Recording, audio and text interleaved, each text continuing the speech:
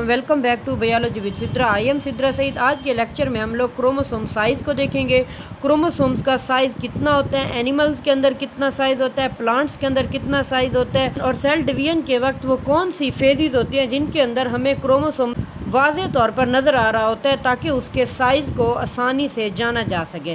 Chromosome size is measured at the mitotic metaphase.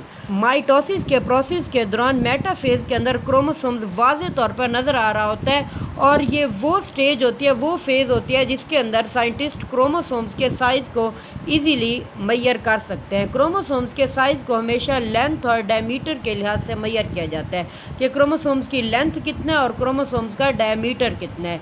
हम लोग देखते हैं कि जो प्लांट्स के अंदर लॉन्गर क्रोमोसोम्स होते हैं देन द एनिमल के निस्बत जो प्लांट्स के क्रोमोसोम्स होते हैं वो साइज़ में लार्ज होते हैं, एनिमल्स के क्रोमोसोम्स स्मॉल होते हैं। हम लोग देख लेते हैं कि जो प्लांट्स के क्रोमोसोम्स होते हैं उनका साइज़ हमेशा 0.8 से 7 माइक्रोमीटर इन लेंथ के लिहाज से अगर हम लोग देखें तो प्लांट्स के क्रोमोसोम जैसे कि हम लोग देखते हैं कि लॉन्गर इन साइज़ होते हैं, लॉन्गर इन लेंथ होते हैं, तो उनकी लेंथ 0.8 से 7 माइक्रोमीटर होती है। Whereas the animal chromosomes की लेंथ 0.5 से 4 माइक्रोमीटर इन लेंथ होती है कि एनिमल्स के अंदर क्रोमोसोम्स की लेंथ स्मॉल होती है as compare to the plant cells के अंदर। क्रोमोसोम्स का साइज़ वेरी करते रहता है from species to species. Chromosomes का जो साइज़ होता है स्पीशीज़ टू स्पीशीज़ चेंज होता रहता है। डिफरेंट स्पीशीज़ के अंदर क्रोमोसोम्स का साइज़ डिफरेंट होता है, सेम किसी के अंदर नहीं होता। अब हम लोग देख लेते हैं क्रोमोसोम्स के साइज़ को सेल डिवीजन के वक्त। सेल डिवीजन की डिफरेंट फेजेस के अंदर क्रोमोसोम्स का साइज़ भी चेंज होता रहता है। In contrast to other cell organelles the size of chromosomes show करता रहता है रिमार्केबल वेरिएशन। वो कहते हैं सेल ऑर्गेनेलीज की निस्बत जो क्रोमोसोम्स का साइज़ होता है वो उसके अंदर वेरिएशन आती रहती हैं।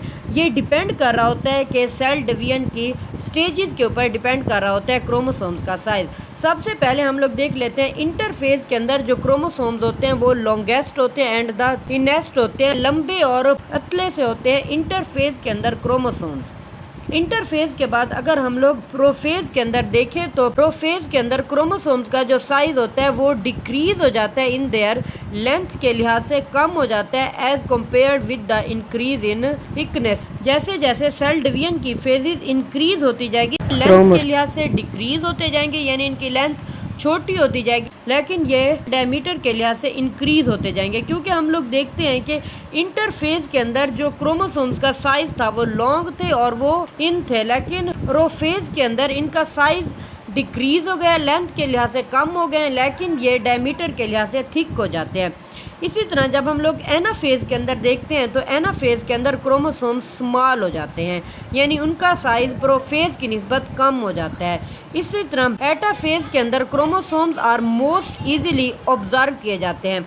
ये सेल डिवीजन की वो फेज़ होती है जिसके अंदर क्रोमोसोम साइज़ के लिहाज से वाज़े तौर पर नज़र आ रहे होते हैं और यहाँ पर काफ़ी ज़्यादा थिक होते हैं। क्रोमोसोम्स किया जाता है डूरिंग द मेटाफेज के दौरान when they are very thick and quite short and well spread in the sales.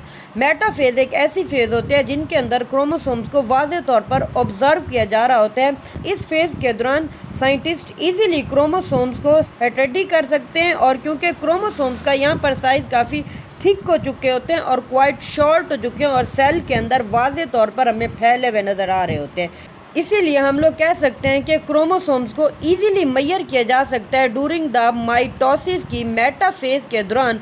Chromosomes को इजीली मेजर किया जा सकता है कि क्रोमोसोम्स के साइज़ को अगर चेक करना हो तो साइंटिस्ट इजीली चेक कर सकते हैं during the metaphase of the cell division. आज के लेक्चर में हम लोगों ने क्रोमोसोम्स के साइज़ को डिस्कस किया। अगर ये आपको लेक्चर पसंद आए तो वीडियो को लाइक और चैनल को सब्सक्राइब करना ना भूलिएगा। नेक्स्ट लेक्चर के अंदर इंशाल्लाह हम लोग नेक्स्ट टॉपिक को डिस्कस करेंगे। अल्लाह हाफिज़।